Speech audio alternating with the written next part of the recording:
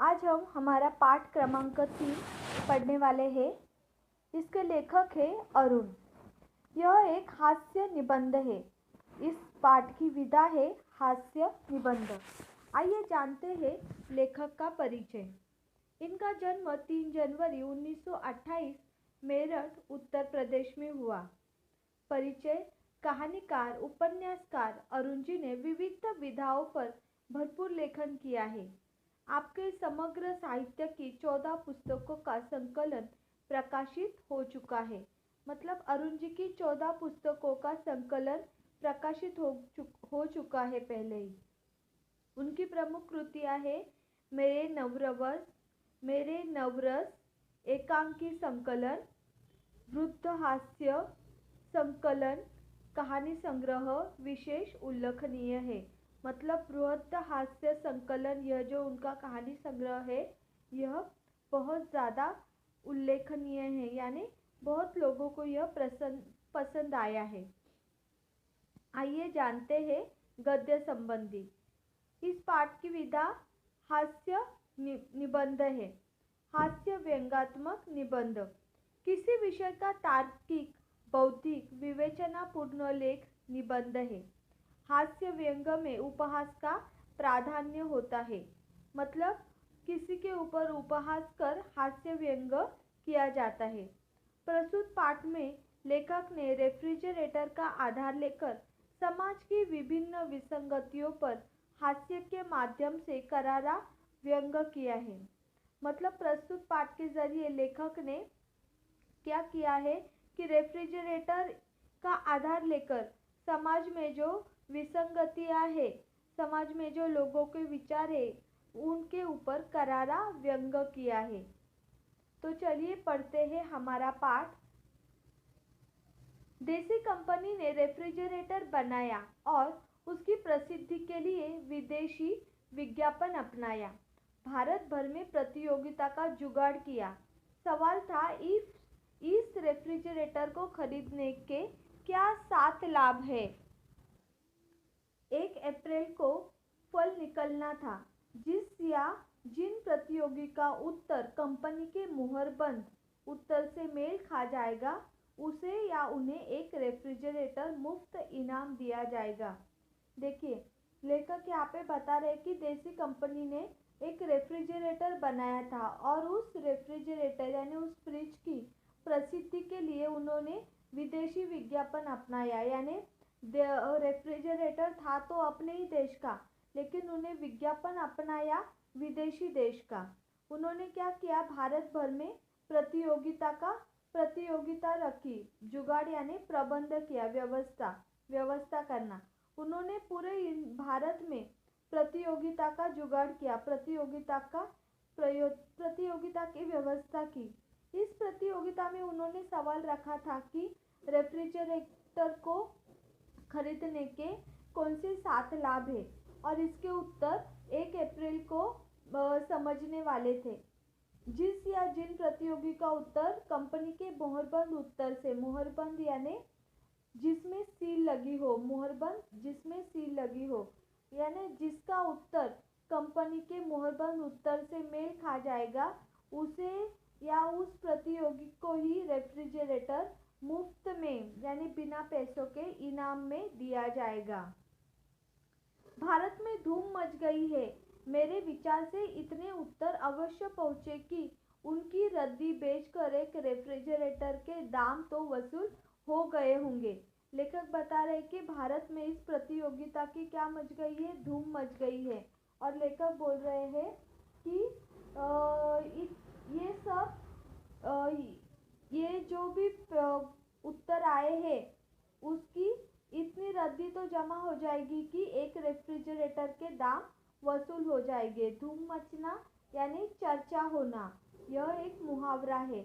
ऊपर भी एक मुहावरा आया था, जुगाड़ करना यानी प्रबंध करना। लॉटरी खुलने वाले दिन से पहली वाली रात थी, यानी कल लॉटरी खुलने वाली है उसके आज वाली रात थी। हम सब बाहर छत पर लेटे थे। हेमंत ने कहा, पिताजी हम रेफ्रिजरेटर रखेंगे कहाँ। देखिए लॉटरी का उत्तर अभी तक आया भी नहीं था कि लेखक के बच्चे अभी से सोच रहे थे कि रेफ्रिजरेटर कहाँ रखेंगे। लेखक का बेटा उन्हें पूछ रहा था कि हम रेफ्रिजरेटर कहाँ रखेंगे। सॉरी। पत्नी ने उत्तर दिया, क्यों, रसोई में जगह कर लेंगे। क्यों जी, तुमने बिजली कंपनी में दरखास्त भी दे दी है, घरेलू पावर चाहिए उसके लिए। देखिए यहाँ पे लेखक की पत्नी क्या बोल रही है कि रेफ्रिजरेटर तो हम किचन में ही रखेंगे, और लेखक को पूछ रही कि आपने बिजली कंपनी में अर्जी कर दी है क्या। दरखास्त यानी अर्जी, अर्जी कर दी है क्या, हमें एक्स्ट्रा की घरेलू पावर चाहिए करके। तो हमें एक्स्ट्रा की घरेलू पावर चाहिए करके।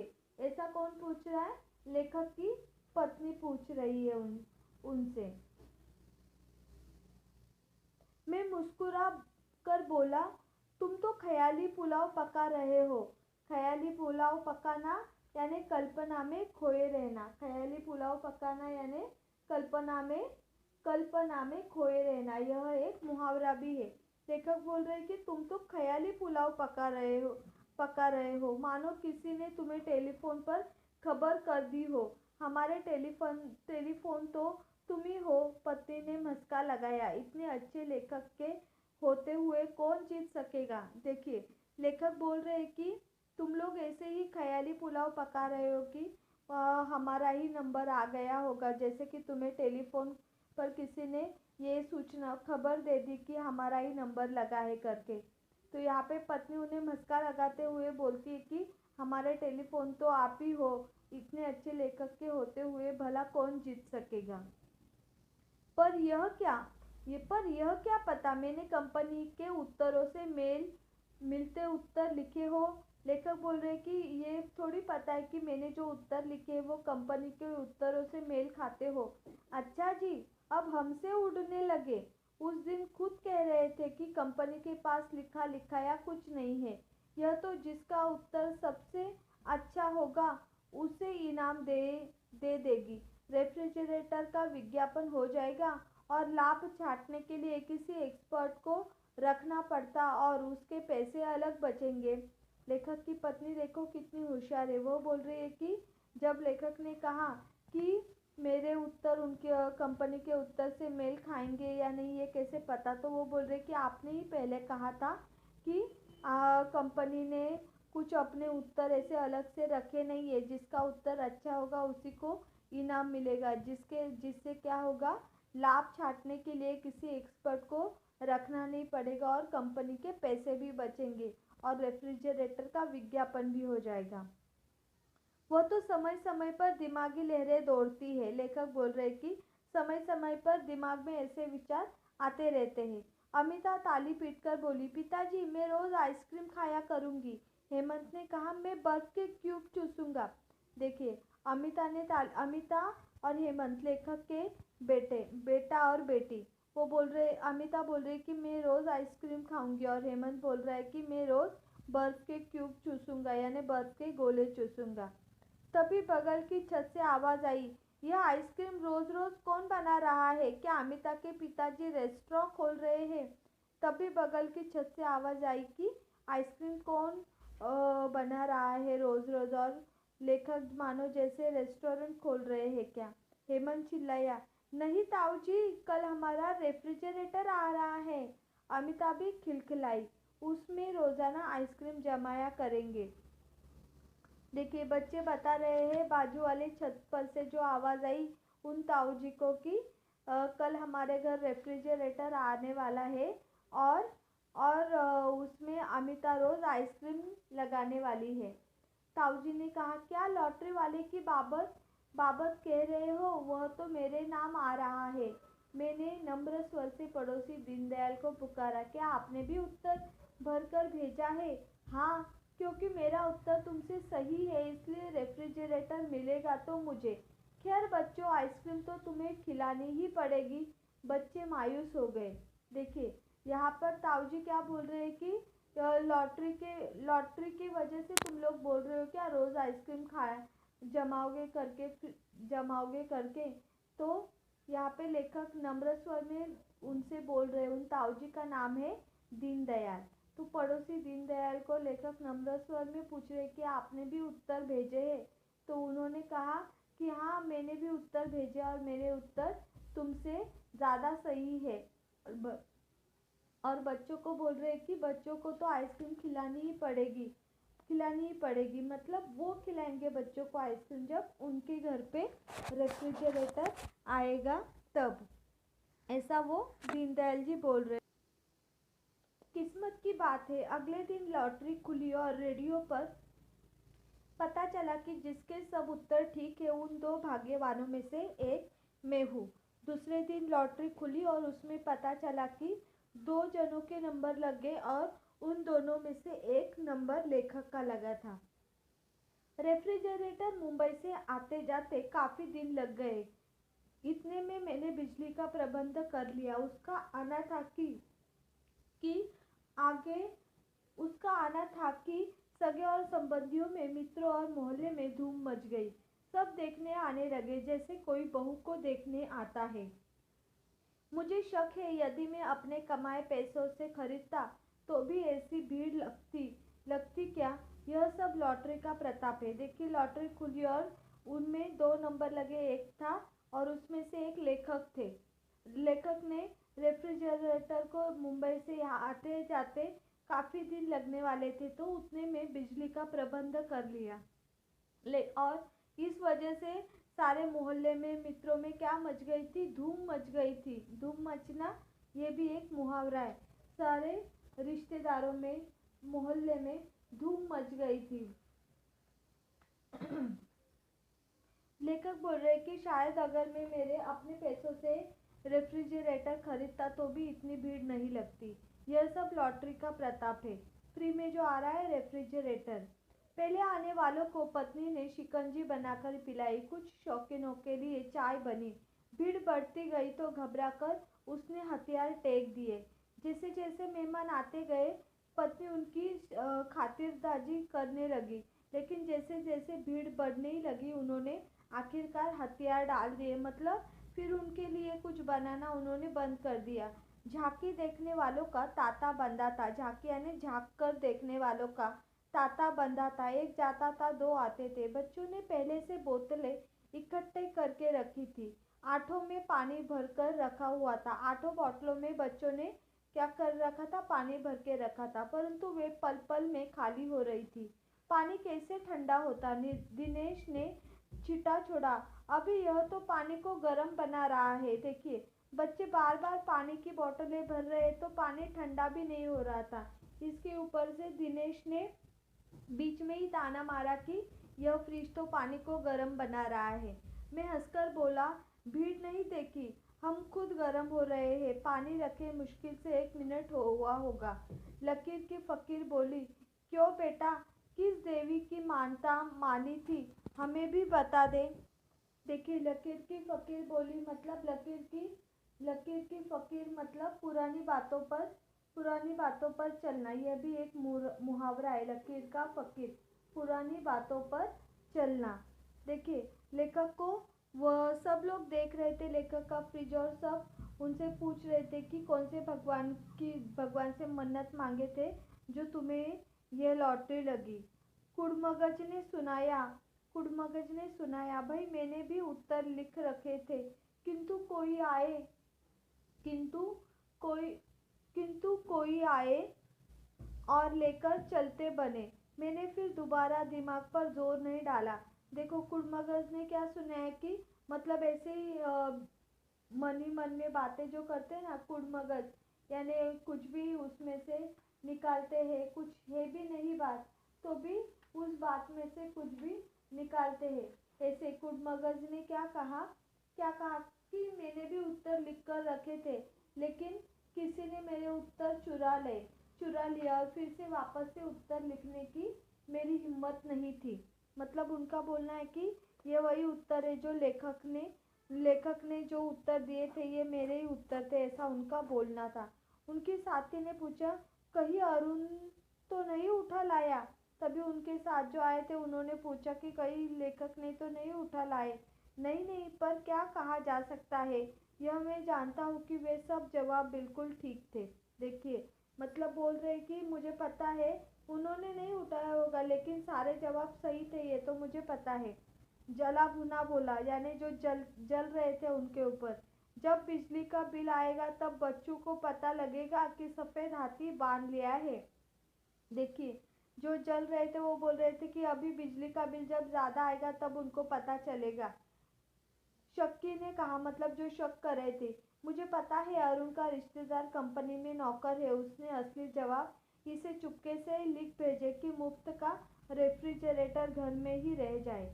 देखिए, जो शक कर रहे थे उन्होंने कहा कि कोई रिश्तेदार कंपनी में काम कर रहा था, इसलिए उन्होंने उत्तर भेज दिए लेखक को, और इस वजह से वो जीत गए। एक तो लगातार लोगों का आना परेशान कर रखा था, दूसरे इस जली कट्टी ने कांटों में डंक का काम किया। हम दोनों बिलबिला उठे। लेखक बता रहे थे, एक तो लोगों ने परेशान कर रखा था और ऊपर से उनकी जली कट्टी बातों की वजह से उन वो और परेशान हो रहे थे, वो मतलब वो और उनकी पत्नी। एक बिगड़े दिल ने हेमंत को पुचकारा पुचकार कर पूछा, क्यों बेटे, तुम्हारे पिताजी कितने दिन पहले मुंबई गए थे?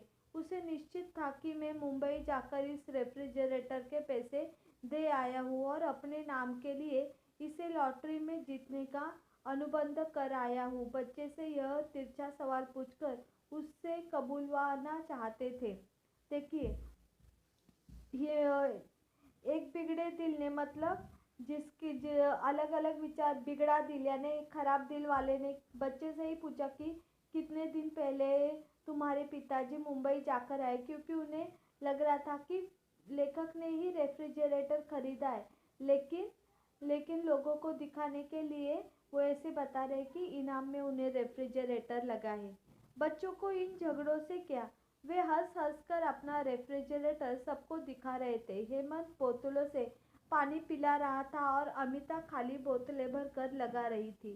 खैर, राम राम करके उस दिन के टंटे से तो पीछा छूटा, लेकिन आगे क्या आने वाला था उसका हमें आभास भी न था। शांति बुआ ने शुरुआत की। उनके हाथ में ढका कटोरा था। आवाज लगाती चली आई, ओ बहू, कहाँ है, जरा इधर तो सुन। देखिए, बच्चों को उनके लोगों के झगड़ों का कुछ नहीं था। बच्चे अपना काम कर रहे थे। फ्रिज आया था तो वो बहुत खुश थे। खैर, लेखक बता रहे कि वो दिन तो चला गया, लेकिन उसके बाद में देखो असली कहानी शुरू हो गई। शांति बुआ ने शुरुआत की, जिसकी शुरुआत की शांति बुआ में। उनके हाथ में एक ढका कटोरा था। आवाज लगाती चली आई और कहा, बहू, कहा बहू, जरा इधर तो आ। कल के भबड़ से आज की शांति बड़ी प्यारी लग रही थी, इसलिए हम दोनों का मूड ठीक था। लेखक बता रहे कि कल के शोर से आज की शांति बहुत अच्छी लग रही थी, इसलिए लेखक और उनकी पत्नी का मूड अच्छा था। पत्नी ने बड़े स्वागत से उन्हें बिठाया। बैठिए बुआ जी, बैठिए। अजी, जरा बोतल से पानी भेजना। बुआ जी बड़ी जल्दबाज है, ठंडा पानी पीकर उठ गई। चल रही हूँ बहू, अभी चूल्हा नहीं बुझाया, यह आटा बच गया था, गर्मी में सड़ जाता। मैंने कहा तेरे रेफ्रिजरेटर में रख आऊं, शाम को मंगा लूंगी। पत्नी का दिल बाग बाग हो गया। शब्दों में मिश्री घोलकर बोली, बुआ जी आप चिंता न करें, मैं शाम को हेमंत के हाथ भिजवा दूंगी। कटोरा ले लिया गया और रेफ्रिजरेटर में रख दिया गया। देखो, शुरुआत हो गई रेफ्रिजरेटर के आने के बाद असली धमाल की, जिसकी शुरुआत की थी बुआ जी ने आटे वाला कटोरा फ्रिज में रख कर देने से। पहले तो लेखक की पत्नी को बहुत अच्छा लगा, एकदम गुरूर सा होने लगा खुद के ऊपर कि हाँ, हमारे ही घर में रेफ्रिजरेटर है तो हमारे ही घर में रखेंगे। ऊपर से ये भी कहा बुआ जी को कि शाम को हेमंत के हाथ से खुद ही भिजवा देंगी वो कटोरी। सॉरी। उसी संध्या को लाला दीनदयाल पधारे। उनके हाथ में मिठाई का बोइया था। गुस्से के मारे वे पहले दिन नहीं आए थे, इसलिए उन्हें देखकर मुझे दुगनी खुशी हुई। सोफे पर टिकाते हुए बोला, कहिए लाला जी, अच्छी तरह से। देखिए, जिस दूसरे दिन दीनदयाल जी दीनदयाल जी दीनदयाल जी आए, उसी संध्या को मतलब उसी शाम को दीनदयाल जी भी आए जिस दिन बुआ जी आई थी। वही दीनदयाल जो पड़ोसी वो पड़ोसी है लेखक के और बोल रहे थे कि रेफ्रिजरेटर तो मुझे ही लगेगा। उनके हाथ में मिठाई मिठाई थी। पहले दिन वो नहीं आए क्योंकि गुस्सा थे, जलन हो रही थी उन्हें लेखक से। लेखक ने भी उन्हें आइए चाचा जी, लाला जी कहकर बैठने के लिए कहा। सब भगवान और पूछा कि खैरियत कैसी है। सब भगवान की कृपा है, तुम तो ठीक ठाक हो, आपकी दया है। सुना है तुम्हारा रेफ्रिजरेटर आ गया है। हाँ जी, आपकी दुआ से लॉटरी में जीत गया, आइए देखिएगा।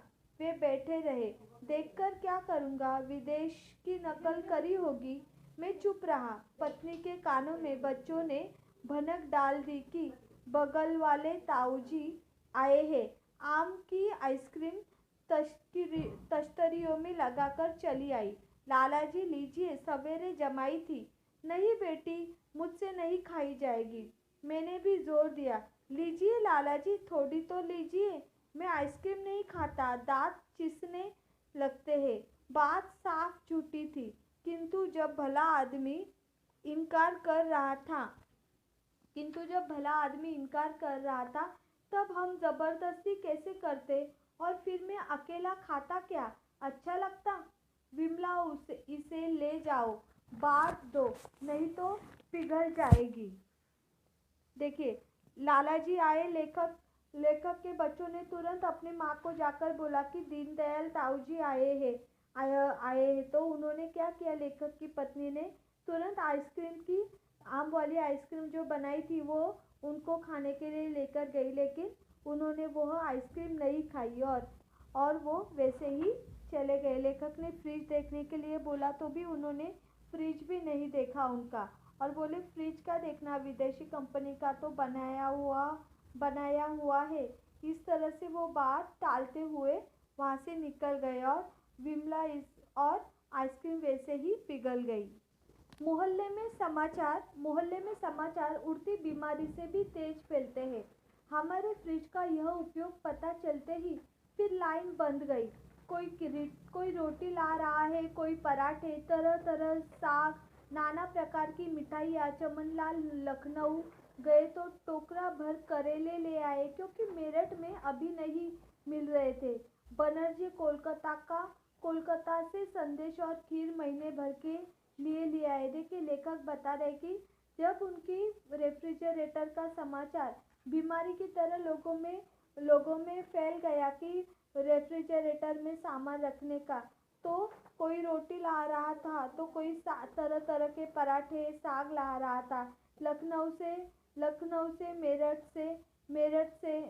से संदेश आ रहे थे, कहीं से करेले आ रहे थे। तो इस प्रकार से लोगों ने महीने महीने भर के सामान लाकर खराब न हो इसलिए लेखक के फ्रिज में रखने के लिए दिए थे। रेफ्रिजरेटर में हमें अपनी चीज़ों के लिए जगह न के बराबर मिलती थी। इसकी कोई चिंता नहीं। दुख तो इस बात का था कि हमारे घर की प्राइवेसी छीन गई थी। नहाना खाना भी हराम हो गया था। देखिए, लेखक क्या बोल रहे हैं कि उनके फ्रिज में उनके सामानों के लिए जगह नहीं थी। इस बात का उन्हें कुछ दुख नहीं था, लेकिन इस कारणवश उनके घर की प्राइवेसी चली गई थी और उनका नहाना खाना जैसे हराम हो गया था। उन्हें अकेले वक्त ही नहीं मिल पा रहा था अपने परिवार के साथ। बड़े परेशान करे तो क्या करे, समझ में नहीं आता था। जी करता था कि किसी को रेफ्रिजरेटर दे दूं और फिर उसकी मुसीबत देखकर ताली पीट पीट कर नाचूं, किंतु उसमें लोगों की अमानत जो पड़ी थी सॉरी। देखिए, लेखक बोल रहे हैं कि मैं बड़ा परेशान हो गया था इस वजह से। ऐसे लग रहा था कि किसी को रेफ्रिजरेटर दे दूं, लेकिन लोगों की चीज़ें इसमें अमानत के तौर पर पड़ी थी, इसलिए ये किसी को दे भी नहीं सकता था। चिंता ने चेतना की चिता सजा दी थी। लेखक बता रहे कि उन्हें इतनी टेंशन हो गई थी जैसे मानो चिंता ने चेतना के विचारों की उनके चिता सजा दी थी, अर्थी सजा दी थी। उस दिन कैलाश आया। मोहल्ले में रहता था, पर मोहल्लेदार से अधिक था। कहने लगा, सिंधी आलू मुझे बड़े अच्छे लगते हैं, तो पत्नी से काफ़ी बनवा लिए हैं। अपने फ्रिज में रख लो, जिस दिन खाने को जी करेगा ले जाया करूँगा। देखिए उनका मित्र मोहल्ले में ही रहता था, लेकिन मोहल्ले वालों से ज़्यादा नज़दीक का था। वो बता रहा था कि उसको सिंधी आलू बहुत पसंद है, इसलिए उसकी पत्नी से उसने ज़्यादा बनवा लिए थे और फ्रिज में रखवाने के लिए आया था। जब उसका मन करेगा तब वो लेकर जाया करेगा। लेकिन देखिए लेखक ने क्या कहा, उस दिन रेफ्रिजरेटर में तिल रखने की जगह न थी। मैंने उसे अपनी बेबसी बताई। बिगड़कर बोला, अच्छा जी, एरे गेरे नत्थु खेरे तो तुम्हारे बाबा लगते हैं और यार लोगों की चीजें रखने को लाचारी है। देखिए जब लेखक ने बताया कि रेफ्रिजरेटर में आज तिल रखने की मतलब इतनी सी भी जगह नहीं है, तो उसने क्या कहा, दूसरों के सामानों के लिए तुम्हारे फ्रिज में जगह है और दोस्तों के लिए जगह नहीं है, ऐसी बेचारे लाचारियों जैसी बातें कर रहा है। तो लेखक की पत्नी ने देखो क्या किया। मैंने पत्नी से आंखों आंखों में पूछा। उसने मैं सिर हिला दिया। वो भाप रहा था। अच्छा मुझे दिखाओ, मैं जगह कर लूंगा। हम दोनों उसे निराश करते हुए वास्तव में दुखी थे। यह सुझाव खुद न देने की मूर्खता कर गए थे। खुश होकर फ्रिज खोलकर दिखा दिया। फ्रिज हरा भरा नहीं कहिए, व्यंजनों से अटा पड़ा था। देखकर तबीयत घबराती थी। कैलाश ने ऊपर नीचे झांका, दृष्टि भी अंदर घुसने को इनकार कर रही थी। सहसा उसने एक कांच का कटोरा निकाला और विमला से पूछा, भाभी जी ये सिल्वर क्रीम किसकी है? अपनी है? तो फिर इन्हें रखने का क्या फायदा? ऐसी चीज तो पेट में पहुंचनी चाहिए। देखिए जब लेखक ने और उनकी पत्नी ने बताया कि फ्रिज में जगह नहीं है, तो उनके मित्र ने क्या किया उनके मित्र ने क्या किया कि स्वयं ही फ्रिज में जगह कर लूंगा ऐसे कहा और फ्रिज को खोला। और फ्रिज खोलते ही उसने देखा कि पूरा फ्रिज व्यंजनों से भरा पड़ा था। सामने उसके एक कांच की कटोरी आ गई, उसमें सिल्वर कलर की क्रीम थी। उसने पूछा कि ये किसकी है? अपनी है बोलकर कि इसे यहाँ रखने की जगह थोड़ी, इसे तो पेट में रखना चाहिए। ऐसा बोलकर उसने वो सिल्वर क्रीम खा ली। कहकर उसने दो मुंह में रख लो, तो फिर इन्हें रखने का क्या फायदा? ऐसी चीज तो पेट में पहुंचनी चाहिए। कहकर उसने दो मुंह में रख ली। बाकी दो बची थी। हेमंत अमिता स्कूल गए थे और उसे जगह करनी थी, इसलिए उन्हें अब हमने उदरस्त किया। मतलब दो उसने खा ली कैलाश ने सिल्वर क्रीम, और दो सिल्वर क्रीम मतलब मिठाई है। दो उसने खा ली कैलाश ने और दो बच्चे स्कूल में जाने की वजह से लेखक और उनकी पत्नी ने खाई। 2 दिन में फ्रिज खाली हो गया।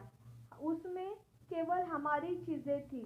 शांति बुआ अपना पनीर मटर लेने आई।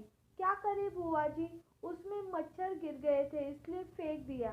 देखिए कैलाश ने जिस तरह से फ्रिज खाली किया, उससे लेखक और उनकी पत्नी को कुछ सूझा शायद, जिसकी वजह से 2 दिन में ही उनका फ्रिज खाली हो गया। जब शांति बुआ पनीर मटर लेने आई तो उन्होंने कहा कि मच्छर गिर गया था इसलिए उसे फेंक देना पड़ा। रामानुज ने मिठाई मांगी तो माफी मांगने लगा।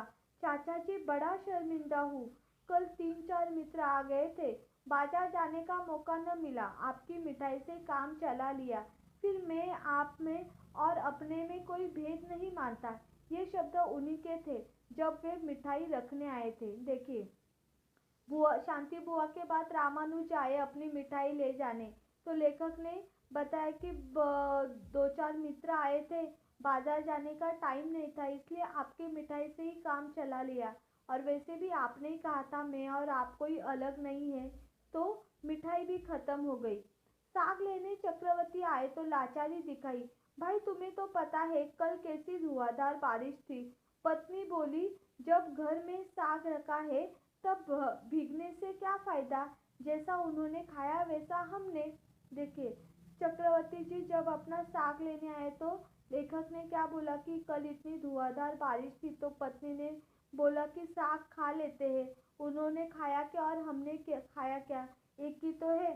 रमा पराठे को पूछ रही थी। विमला ने उत्तर दिया, सवेरे सवेरे ही एक साधु आ गए, बड़े पहुंचे हुए साधु थे, खाली हाथ कैसे जाने देती, घर में कुछ तैयार नहीं था, तुम्हारे पराठे दे दिए। देखो जब रमा पराठे मांगने आई तो विमला मतलब लेखक की पत्नी ने कहा कि एक साधु आ गए थे, बड़े पहुंचे हुए यानी बड़े अच्छे थे, उनको उनको देने के लिए घर में कुछ बना नहीं था, इसलिए तुम्हारे पराठे दे दिए। रमा ने शंका उपस्थित की, किंतु तुम तो साधु संतों में विश्वास नहीं करती। तभी रमा ने क्या किया, शंका मतलब उसे शक हुआ कि तुम तो साधु संतों में विश्वास नहीं करती, फिर पराठे कैसे दे दिए। विमला ने बात बनाई, वह फिर सारे मोहल्ले को तंग करता। मैंने पराठे तुम्हारी ओर से उसे दिए हैं, तुम्हारे घर का पता बता दिया है। झूठ समझो या सच, कल परसों वह जब तुम्हारे घर आकर आज के पराठे के लिए आशीष देगा और भोजन मांगेगा, तब तुम्हें मानना पड़ेगा। मैंने कहा ना, मोहल्ले में समाचार उड़ती बीमारी की भांति फैलते हैं। अब मेरे घर के पास भी कोई नहीं फटकता। देखिए, विमला ने जब शंका व्यक्त की, नहीं, जब रमा ने शंका व्यक्त की, तो विमला यानी लेखक की पत्नी ने बोले कि पराठे मैंने तुम्हारी ओर से दिए हैं, कल परसों वो आएगा और उन पराठों के बदले तुम्हें आशीष दे जाएगा। अभी तुम्हें सच लगे या झूठ लगे, लेकिन यही सच है। इसके ऊपर से लेखक बोलते हैं अंत में कि इस तरह से मोहल्ले में कोई भी समाचार हो, अच्छा हो या बुरा हो, वो बीमारी की तरह पूरे घर घर वह बीमारी की तरह पूरे मोहल्ले में फैल जाता है। और यह समाचार कि अब लेखक के फ्रिज में खाना रखने से वह वापस नहीं मिलता, यह समाचार भी बीमारी की तरह फैल गया और इसका नतीजा यह हुआ कि अब उनके घर के पास कोई भी नहीं फटकता था। मतलब कोई भी अब उनके घर में खाना रखने के लिए नहीं आता था। तो इस तरह हास्य व्यंग्य के माध्यम से लेखक ने रेफ्रिजरेटर का